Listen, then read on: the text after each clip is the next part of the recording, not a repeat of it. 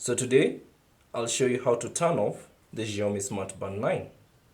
So to do this, on the watch face, swipe up from the bottom to reveal the app menu.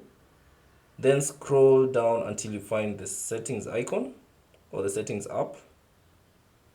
Once you find it, select it or tap on it.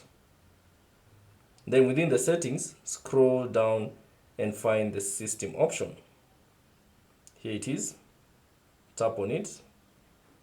And then find the power off option.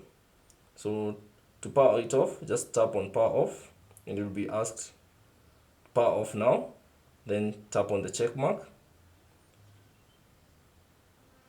and you'll feel a slight vibration indicating that the Xiaomi Smart Band has been turned off. So that's basically how to turn off this Xiaomi Smart Band 9. Thanks for watching, and if you have any questions, leave them down in the comment section below and subscribe for more tips regarding this smart band.